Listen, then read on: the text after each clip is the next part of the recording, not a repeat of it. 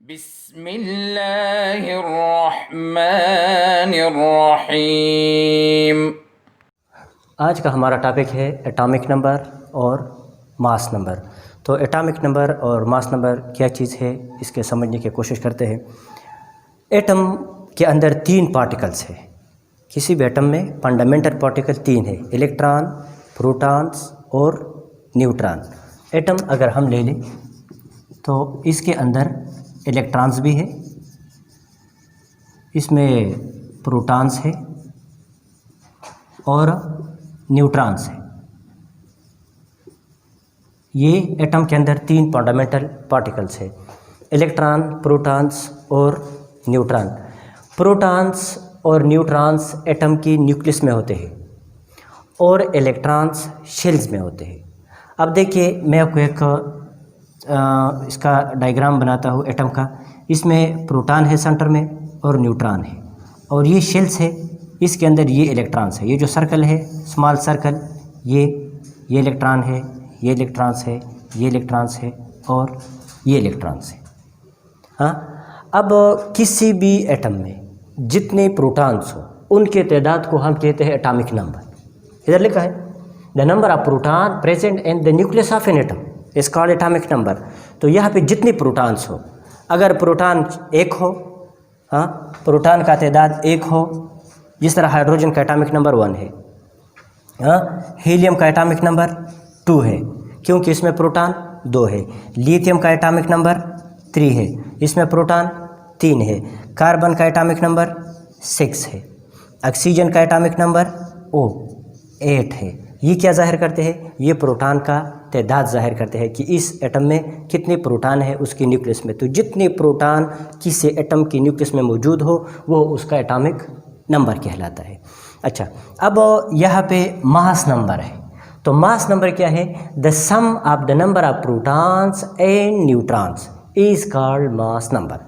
मास number proton और neutron दोनों के तादाद को कहते हैं कि किसी भी एटम में जितने प्रोटॉन हो और इलेक्ट्रॉन्स के साथ उसको जमा करें, उन दोनों को मजमूई तौर पे हम मास नंबर कहते हैं। तो फर्ज करें कार्बन के हम एग्जांपल लेते हैं। तो कार्बन में प्रोटॉन का तादाद 6 है। तो यहाँ पे मैं लिखता हूँ इसमें प्रोटॉन 6 है और न्यूट्रॉन भी कार्बन में 6 है। तो प्रोटॉन्स और इलेक्ट्रॉन्स का तादाद हमेशा एटम में बराबर होता है। तो प्रोटॉन तो मैंने 6 लिख ली, अब इलेक्ट्रॉन्स कितने चाहिए? इलेक्ट्रॉन भी 6 होने चाहिए। तो यहाँ पे कितने इलेक्ट्रॉन्स हैं? 2 इलेक्ट्रॉन ये हो गई, तो 4 इलेक्ट्रॉन और चाहिए, तो इससे एक इलेक्ट्रॉन में कम कर लूँगा। अब ये कार्बन का एटम बन गया क्योंकि इसमें प्रोटॉन का तादाद भी 6 है और इलेक्ट्रॉन का तादाद भी 6 है। तो इस एटम को हम कहते हैं कार्बन का एटम। इस कार्बन के एटम का एटॉमिक नंबर क्या है और मास नंबर क्या है? तो इसका एटॉमिक नंबर तो इधर मैंने लिखा है 6 है। क्यों 6 है? क्योंकि इसमें प्रोटॉन 6 है। मास नंबर इसका क्या है? मास नंबर इसका 12 है क्योंकि मास नंबर बराबर है किसके? इसको ए से जाहिर करते हैं और ये P+N के बराबर होता है। P एटॉमिक नंबर है और N मास नंबर है। और मैं इसको इस तरह भी लिख सकता हूँ, A = P की जगह मैं Z भी लिख सकता हूँ और N, क्योंकि प्रोटॉन के तादाद को हम क्या कहते हैं? एटॉमिक नंबर कहते हैं। तो ये एटॉमिक नंबर को इधर ये Z है, तो प्रोटॉन का तादाद 100 में इस तरह एटॉमिक नंबर को हम Z से जाहिर करते हैं। तो अब इसका एटॉमिक नंबर क्या हुआ? इसका मास नंबर अब क्या हुआ? तो mass number A = atomic number इसका 6, नंबर ऑफ न्यूट्रॉन प्रोटॉन इसमें 6 है और नंबर ऑफ न्यूट्रॉन भी इसमें 6 है। तो A इसका हो गया 12। इसका एटॉमिक नंबर क्या हुआ? 12 हो गया। तो ये हमारे पास कार्बन का एटम हुआ। अब आपने फर्ज करें न्यूट्रॉन के तादाद मालूम करना है। हाँ, न्यूट्रॉन के तादाद, क्योंकि न्यूट्रॉन का तादाद एटमों में मुख्तलिफ होता है। मुख्तलिफ एटमों में इलेक्ट्रॉन्स का तादाद, न्यूट्रॉन्स का तादाद मुख्तलिफ होता है। अब न्यूट्रॉन का तादाद मालूम करते हैं। तो न्यूट्रॉन के तादाद को मालूम करने के लिए मैं क्या करूँगा? Z को इस साइड पर लेकर आऊँगा। अगर आप यहाँ पे देखिए A और ये Z जब इधर आ जाए, -Z = N, A - Z = N, तो न्यूट्रॉन का तादाद बराबर हुआ A। इसका क्या है? इसका A 12 है, A इसका 12 है और Z इसका 6 है। तो N = 6। अब इसके अंदर इलेक्ट्रॉन्स भी 6 है, प्रोटॉन्स भी 6 है और न्यूट्रॉन्स भी 6 है। अगर मैं इनकी वैल्यूज़ को चेंज करूँ अगर ये वैल्यूज़ मैं तब्दील कर लूँ तो इससे दूसरा आइटम बनेगा। वो कैसे? फ़र्ज़ करिए मैं प्रोटॉन की तादाद यहाँ पे लिखता हूँ 8 और न्यूट्रॉन भी 8 है, तो इलेक्ट्रॉन्स कितने हो जाएंगे? इलेक्ट्रॉन्स भी 8 हो जाएंगे। तो 6 इलेक्ट्रॉन तो ये है, 2 ये है और 4 ये 6 है, तो एक इलेक्ट्रॉन को मैं इधर डालता हूँ, एक को यहाँ पे डाल देता हूँ, तो इलेक्ट्रॉन कितने हो गई? 8 इलेक्ट्रॉन्स हो गई। अब इसका एटॉमिक नंबर क्या है और मास नंबर क्या है? तो डिफिनीशन के द नंबर ऑफ प्रोटॉन्स, तो कितने प्रोटॉन्स है? 8 प्रोटॉन्स है। तो यहाँ पे प्रोटॉन 8 है, तो ऑक्सीजन, अब ये ऑक्सीजन का हो गया, ऑक्सीजन का स्ट्रक्चर हो, हाँ, तो ऑक्सीजन का Z किसके बराबर हुआ? 8 की। Z का क्या मतलब है? Atomic number. और इसका मास नंबर ऑक्सीजन का मास नंबर A, वो किसके बराबर है? P plus N. तो A is equal to P किसके बराबर है? 8 की, और इन किसके है? 8, तो A इज इक्वल टू 16। तो ऑक्सीजन का एटॉमिक नंबर 8, मास नंबर 16। तो एक एटम दूसरे एटम से डिफरेंट होता है, किस वजह से? इन इलेक्ट्रॉन्स प्रोटॉन की तादाद की वजह से। किसी भी दो एटम्स का एटॉमिक नंबर सेम नहीं हो सकता। क्लोरीन को देखते हैं। क्लोरीन के दो किस्म के एटम्स हैं। क्लोरीन एक 1735 है और दूसरा क्लोरीन है वो 37 और 17 है। इनको आइसोटोप्स कहते हैं, ये फिर बाद में डिस्कस कर लेंगे, लेकिन हम इसके एटॉमिक नंबर और मास नंबर को एक्सप्लेन करते हैं।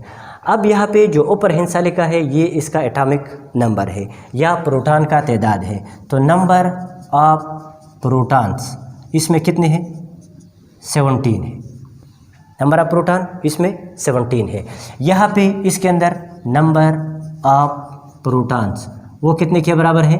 वो भी 17 के बराबर है। और हमें पता है कि हर एटम में जितने प्रोटॉन्स होते हैं उसमें उतनी इलेक्ट्रॉन्स भी होते हैं। तो इधर मैं लिखता हूँ नंबर ऑफ इलेक्ट्रॉन्स। तो इलेक्ट्रॉन्स कितने हो गए? इलेक्ट्रॉन इसमें 17 हो गई, और नंबर ऑफ इलेक्ट्रॉन्स वो भी इसमें 17 है, क्योंकि प्रोटॉन और इलेक्ट्रॉन का तादाद हमेशा हर एटम में बराबर होता है। अब इसके बाद हम इसके एटॉमिक नंबर को लिखते हैं। तो एटॉमिक नंबर Z होता है, Z से रिप्रेजेंट करते हैं। तो एटॉमिक नंबर अब इसका क्या है? 17 है, क्योंकि नंबर ऑफ प्रोटॉन्स इसमें 17 है, तो एटॉमिक नंबर इसका 17 है। और मास नंबर को हम A से रिप्रेजेंट करते हैं, ये मास नंबर है A से। तो प्रोटॉन और न्यूट्रॉन दोनों को जमा करते हैं, उससे क्या आता है? मास नंबर आता है। तो मास नंबर इधर मैंने नीचे लिखा है, तो ये मास नंबर इसका 37 है। ये एक्चुअली प्रोटॉन और न्यूट्रॉन दोनों के मजमूई तादाद के बराबर होता है। मास नंबर ये है। अब इसमें मैंने मालूम करने हैं न्यूट्रॉन्स का तादाद। तो न्यूट्रॉन के तादाद मालूम करने के लिए हमने एक फार्मूला पढ़ा था कि A is equal to P plus N, A is equal to P plus N। अब यहाँ पे मैंने न्यूट्रॉन मालूम करना है, तो A minus P is equal to N। A minus P तो न्यूट्रॉन प्रोटॉन का तादाद है, वो तो एटॉमिक नंबर के बराबर होता है Z के। तो न्यूट्रॉन के तादाद को मालूम करने के लिए हम मास नंबर से एटॉमिक नंबर माइनस करेंगे। तो N is equal to A minus Z। अच्छा, A किसके बराबर है? A बराबर है 37 के, और Z बराबर है 17 के, तो इससे आएगा 20। तो इस क्लोरीन में कितने न्यूट्रॉन्स हैं? 20 न्यूट्रॉन्स है। अब इसके तरफ आते हैं, तो इन A माइनस Z। अब इसका A क्या है? 35 है, और इसका Z क्या है? 17 है, तो इससे आता है 18।